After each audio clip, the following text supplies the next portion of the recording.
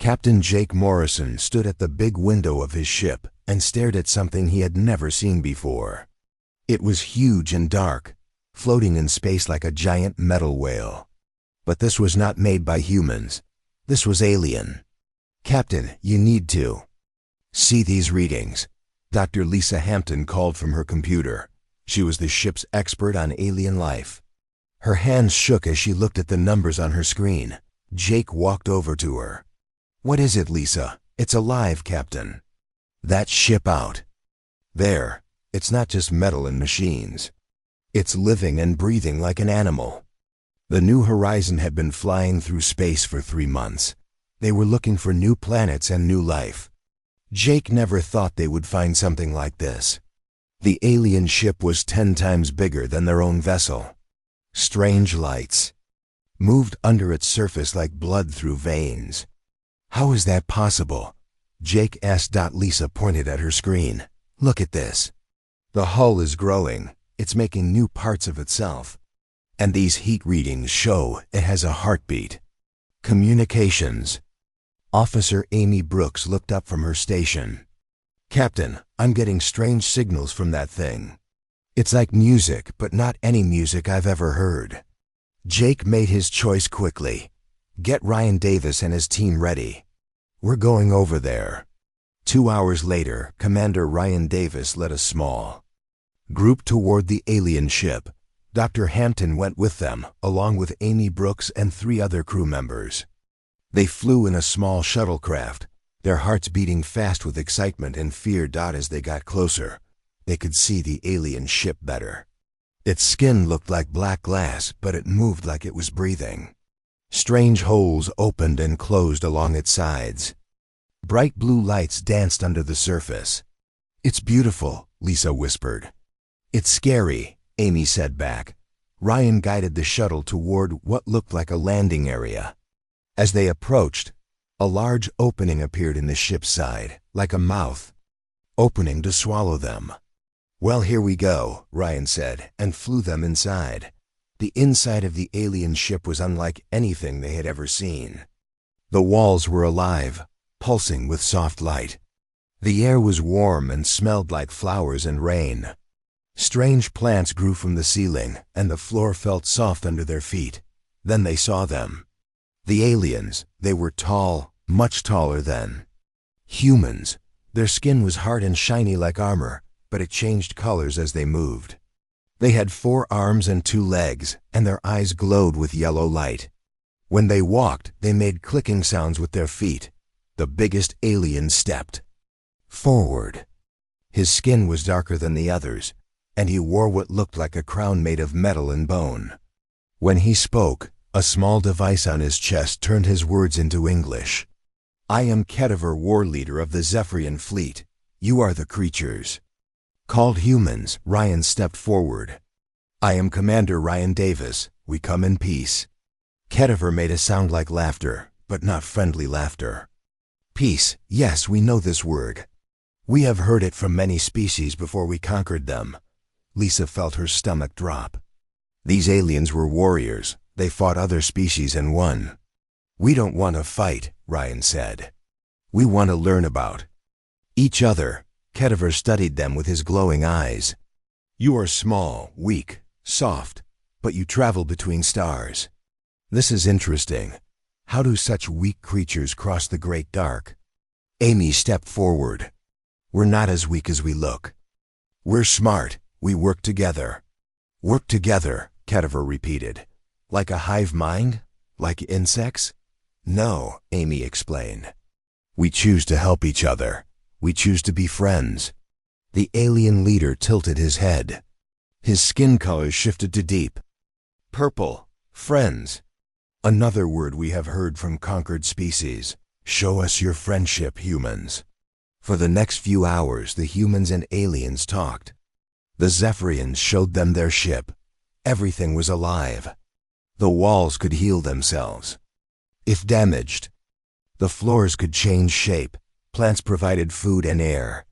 It was like being inside a giant animal. The Zephyrians told them about their empire. They had conquered 17 star systems. They were the strongest warriors in their part of the galaxy. They tamed dangerous beasts and used them as weapons. Other species feared them. Strength is everything, Ketiver explained. The strong rule, the weak serve. This is the way of the universe. Lisa didn't like this idea, but she kept quiet. These aliens could destroy their ship easily.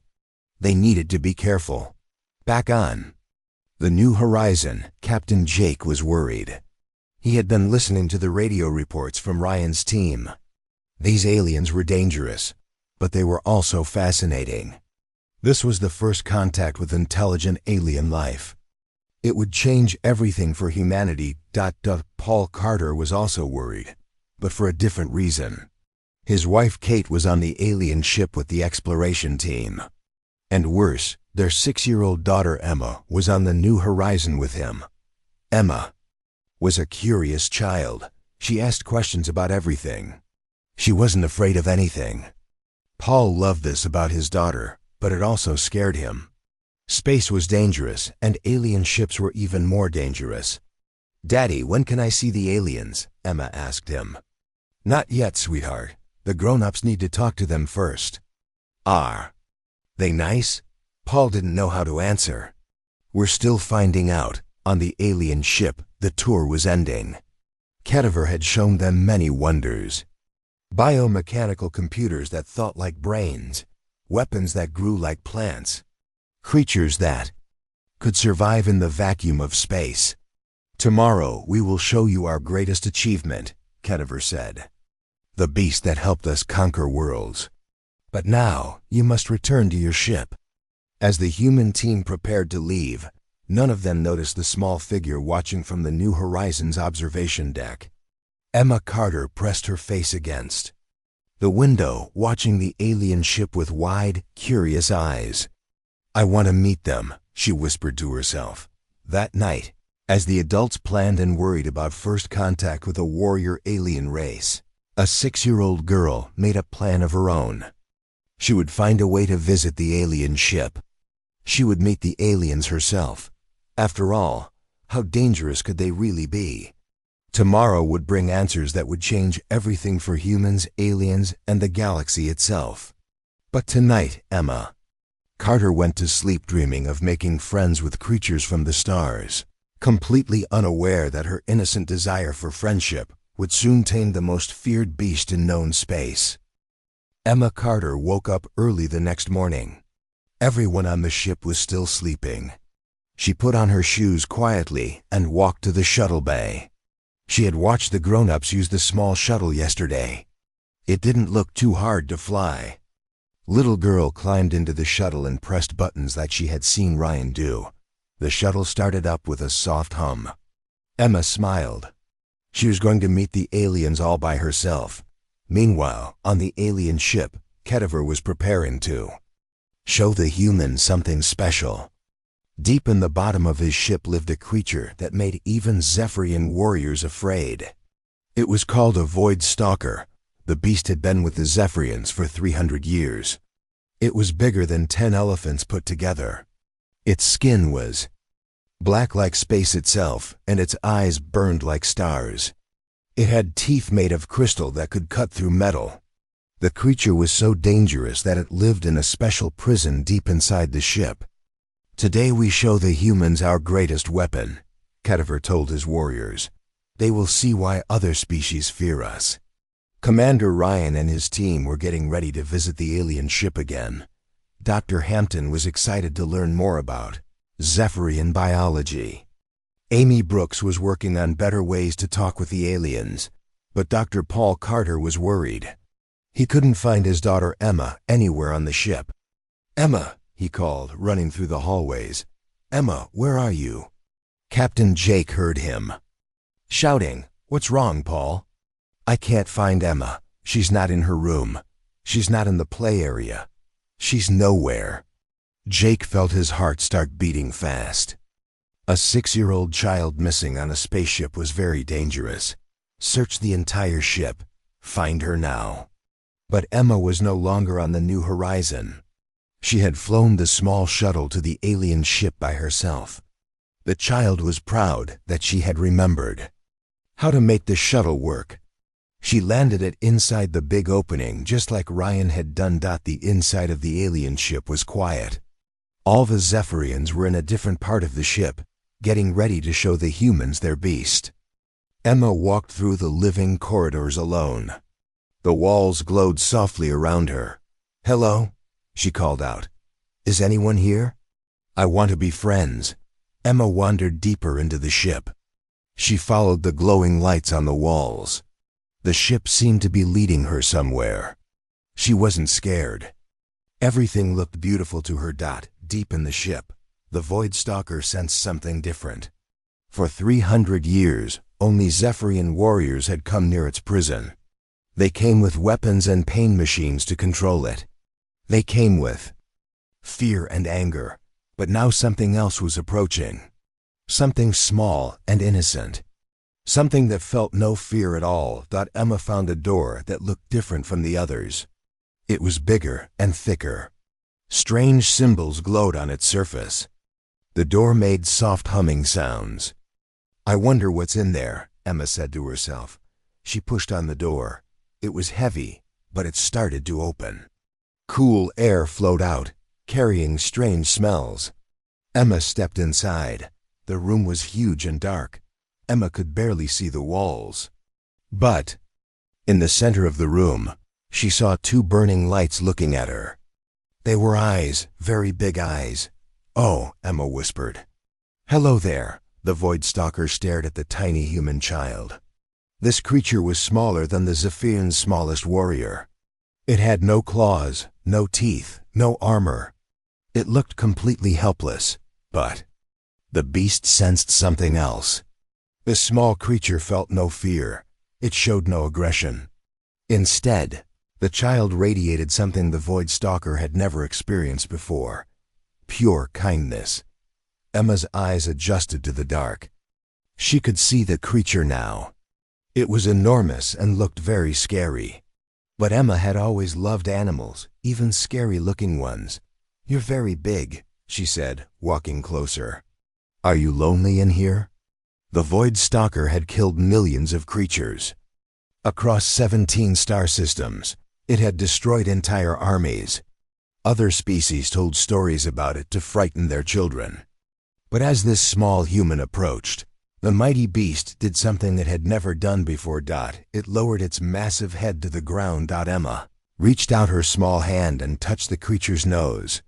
The Void Stalker's black skin was warm and smooth. The beast closed its burning eyes and made a soft sound, like a giant cat purring. "You are lonely," Emma said sadly. "That's not nice. Everyone should have friends." The creature opened its eyes and looked at Emma. For the first time in 3 centuries, the Void Stalker felt something other than anger and pain. It felt comfort. Emma sat down next to the beast's huge head. "I'm Emma. What's your name?" "The Void." Stalker couldn't speak, but it made gentle rumbling sounds. Emma giggled. "I can't understand you, but that's okay. We can still be friends." On the new horizon, the search for Emma was getting desperate. Captain Jake had called back Ryan's team from the alien ship. Every person on the ship was looking for the missing child. "Sir," Amy Brooks said, her voice shaking, "one of the shuttles is missing." Jake felt sick. "She couldn't have. She's only 6 years old." "The shuttle bay computer shows it launched 3 hours ago," Amy reported. "Dr. Paul." Carter sat down hard in the chair. His little girl was alone on an alien ship full of dangerous warriors. On the Zephyrian vessel, Kediver was ready to show the humans his greatest weapon. But when his warriors went to prepare the Void Stalker, they found something impossible. "War. Leader," one warrior reported, his skin flashing colors of confusion. "The beast... It is not alone." Kediver rushed to the viewing chamber above the creature's prison. What he saw made him stop breathing. A tiny human child was curled up next to the Void Stalker's head, sleeping peacefully. The most dangerous creature in the galaxy was watching over her like a gentle guardian. "This is impossible," Kediver whispered. Nothing can tame the Void Stalker. Nothing. The other Zephyrian warriors stared in shock. Their ultimate weapon, their symbol of power and fear, was being as gentle as a pet with a small human child. Emma woke up and yawned. She patted the beast's nose. "Good morning, big friend. Did you sleep well?" The Void Stalker made happy rumbling sounds. Kediver activated his communicator with shaking hands. "Human ship New Horizon. We have found your missing youngling. She is safe, but you must come immediately. What we have seen changes everything." Captain Jake received the message with relief and confusion. Emma was safe, but why did the alien leader sound so strange? Little did anyone know that a 6-year-old girl's simple act of friendship had just shattered everything the Zephyrians believed about strength and power. The galaxy's most feared beast had found something more powerful than fear: love. Captain Jake Morrison ran faster than he had ever run before. Dr. Paul Carter was right behind him, his face white with worry. They rushed through the corridors of the Zephyrian ship with Commander Ryan and Dr. Hampton following close behind. Kediver led them through the living passages of his ship. The alien war leader's skin kept changing colors. Dr. Hampton had learned that this meant he was very confused and scared. "Your youngling is unharmed," Kediver said as they walked. "But what has happened should not be possible. Our greatest weapon, our most feared beast, it obeys her." "What do you mean?" Paul asked, his voice shaking. "You will see. But first, you must understand, the Void Stalker has never been tamed. We control it with pain and fear. Even our strongest warriors are afraid of it. It has killed entire armies. It has destroyed planets." They reached a large room with thick windows looking down into a dark chamber. Jake looked through the glass and his mouth fell open. Emma sat on the floor next to the biggest, scariest creature he had ever seen. The beast was enormous, with black skin that seemed to eat light. Its eyes glowed like burning stars. Sharp crystal teeth filled its massive mouth, but the terrible creature was lying down with its head near Emma. The little girl was petting its nose and talking to it like it was a friendly dog. "Emma!" Paul shouted and pressed against the window. Emma looked up and waved. "Hi, Daddy. Look, I made a friend."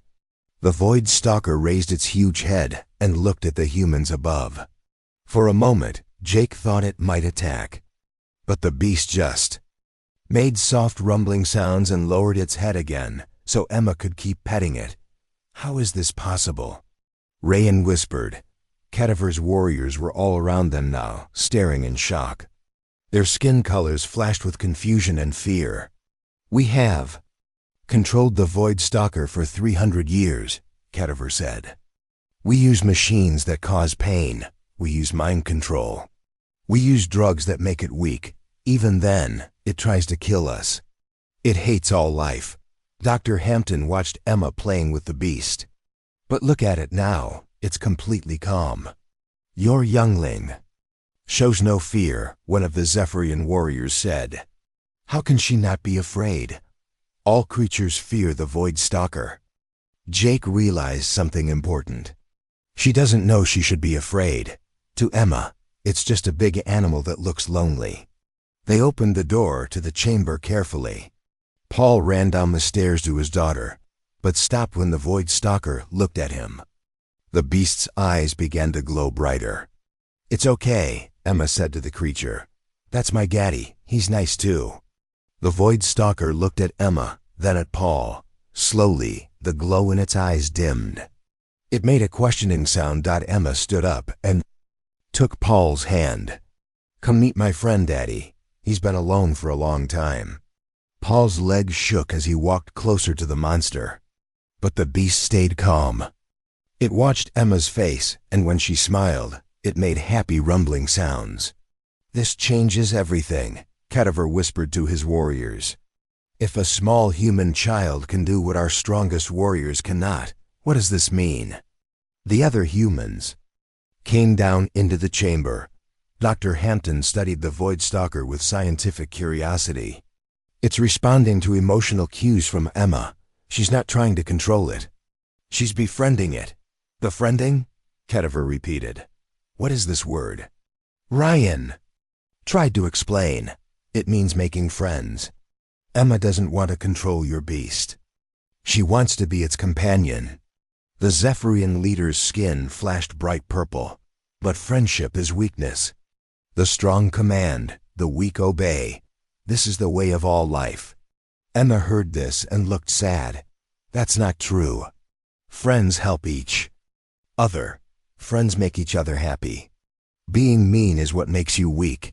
She turned to the Void Stalker. You don't like being controlled, do you? You just want someone to be nice to you. The massive beast lowered its head and nuzzled Emma gently. Its crystal teeth, which could cut through metal, carefully avoided touching the small girl. More Zephyrian warriors came to see the impossible sight. Word spread through the ship quickly. Their ultimate weapon, their symbol of power, was acting like a gentle pet with a human child. I don't understand, one warrior said. The human shows no strength. She has no claws, no armor, no weapons. How does she command the beast? She doesn't command it, Dr. Hampton explained. She connected with it. Humans are very good at making emotional connections with other creatures. Emma was now showing the Void Stalker a picture book she had brought from the ship. The enormous predator looked at the colorful pictures with interest, making soft sounds when Emma pointed to different animals. See, this is a dog, Emma explained. Dogs are friends with humans, and this is a cat. Cats are friends too, but they like to sleep a lot. The Void Stalker made sounds that almost seemed like it was trying to talk back. Ketiver watched this scene with growing amazement and fear. Everything his people believed about power and control was being challenged by a 6-year-old human child. In our empire, he said slowly, we rule through strength. We make others afraid of us. Fear makes them obey. Captain Jake nodded. That's one way to get obedience. But it's not the only way. What other way is there? Ketiver asked. Jake pointed to Emma and the Void Stalker. Love, friendship, trust. Emma didn't make your beast afraid of her. She made it love her. Love. Ketiver repeated the word like it was foreign. But love is weakness. Emma heard this and looked up from her picture book. Love isn't weak. Love is the strongest thing there is. My mommy and daddy love me, and that makes me brave. When someone loves you, you want to protect them. As if to prove her point, a maintenance robot entered the chamber to clean. It made loud mechanical noises. The Void Stalker immediately moved between Emma and the robot, making warning sounds. See? Emma said. He wants to protect me because we're friends. The robot finished cleaning and left. The Void Stalker relaxed and went back to looking at pictures with Emma. Ketiver's skin was now cycling through colors that Dr. Hampton had never seen before. The alien war leader was experiencing emotions that had never existed in Zephyrian culture. If humans can make friends with our most dangerous weapon, he said quietly, what else can they do? Ryan stepped forward. We can make friends with you too, if you want. We don't have to be enemies. For the first time in Zephyrian history, a war leader was considering peace not because he was defeated, but because he was beginning to understand. Something new about power. Emma yawned and curled up against the Void Stalker's warm side. I'm sleepy, she announced. The mighty beast, killer of millions, carefully adjusted its position to make Emma more comfortable. It began making a deep, rhythmic sound like a lullaby. As the little girl fell asleep, protected by the galaxy's most feared creature, every Zephyrian warrior in the room realized that they were witnessing something that would change their entire civilization forever. 3 days passed after Emma befriended the Void Stalker. The little girl visited the alien ship every day, always bringing books and toys to share with her enormous friend. The beast would not eat unless Emma was there. It would not sleep unless She sang to it. Captain Jake and Ketiver held many meetings. They talked about trade, about sharing knowledge, about peace between their species. But Jake could see that the alien war leader was troubled by something. On the fourth day, Ketiver made an announcement that shocked everyone. "Tomorrow, I challenge the human leader to single combat," the Zephyrian declared. "This is our way. The strongest leads, the weak follows." Captain Jake felt his heart sink. He knew he could not defeat Ketiver in a fight. The alien was twice his size, covered in natural armor, and had 4 arms with sharp claws.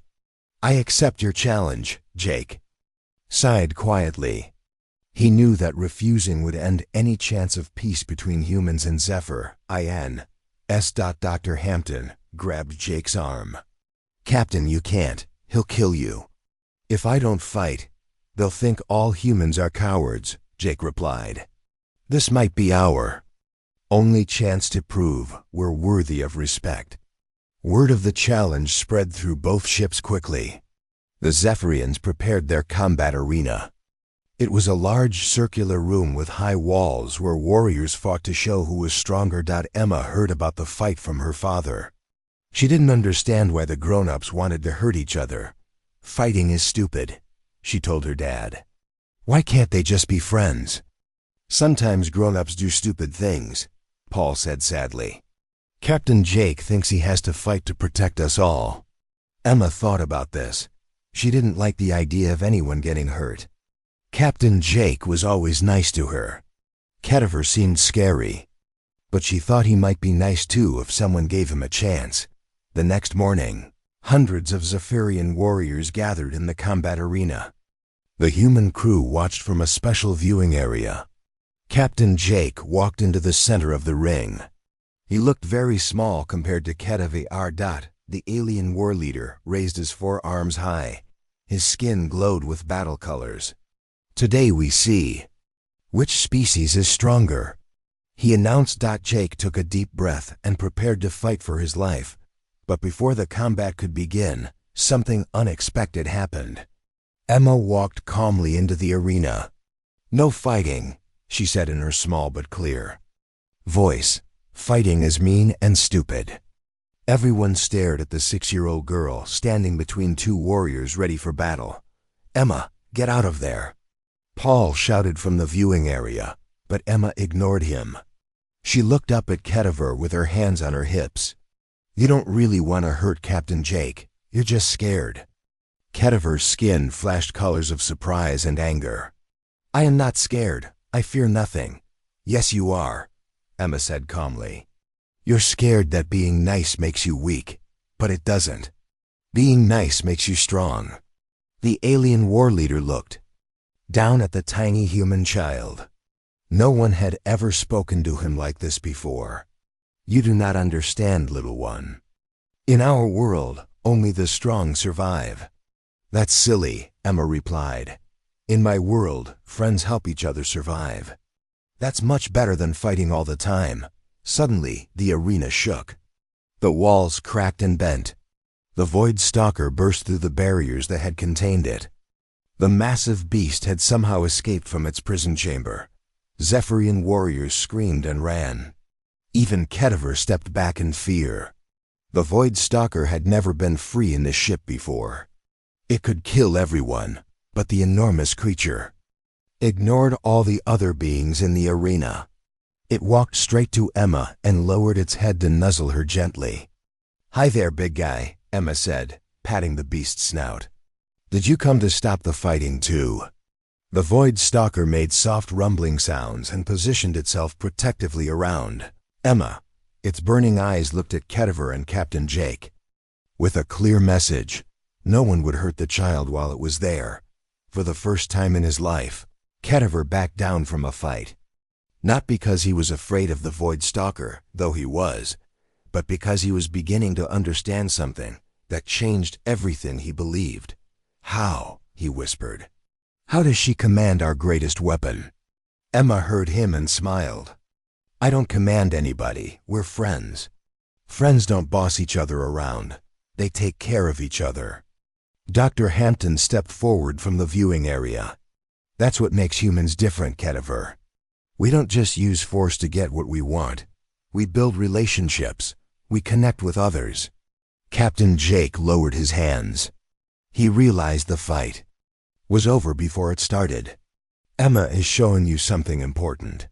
Humans don't conquer through strength alone. We make allies. We turn enemies into friends. Ketiver looked around the arena. His own warriors were staring at the scene in amazement. Their most feared weapon was acting like a gentle guardian for a human child. But if friendship is stronger than force, Ketiver said slowly, then everything we have built is wrong. Emma walked over to the alien war leader. The Void Stalker followed her, staying close but not threatening. It's not wrong, Emma said kindly. It's just not the only way. You can be strong and nice at the same time. She reached out her small hand toward Ketiver. Want to be friends? The mighty Zephyrian war leader stared at the tiny hand offered to him. In his culture, showing weakness meant death. But as he looked at Emma standing fearlessly beside the galaxy's most dangerous creature, he realized that maybe there were different kinds of strength. Slowly, carefully, Ketiver reached out with one of his 4 hands and gently touched Emma's small fingers. Friends, he repeated the word like he was learning a new language. The moment their hands touched, the Void Stalker made a sound like singing. Other creatures throughout the ship began making happy noises. It was as if the entire vessel was celebrating. Over the following weeks, everything changed. The Zephyrians learned about human friendship and cooperation. Humans learned about Zephyrian technology and their amazing living ships. Ketiver became the first alien ambassador to join the Human Alliance. He spent hours with Emma learning about kindness and compassion. The war leader discovered that protecting others felt better than conquering them. The Void Stalker became Emma's constant companion when she visited the alien ship. The creature that had once terrorized entire planets now spent its time playing games and listening to stories that other Zephyrian war fleets heard about what happened. They came to see for themselves how a human child had tamed the untamable. Many of them decided to join the growing alliance between species. Emma Carter became the youngest ambassador in galactic history, though she never thought of it that way. To her, she had just made some new friends who happened to be aliens. Years later, when historians wrote about the first great alliance between human and alien civilizations, they would remember it as the day when the fiercest beast in the galaxy obeyed a child, and in doing so, taught 2 species that love was stronger than fear.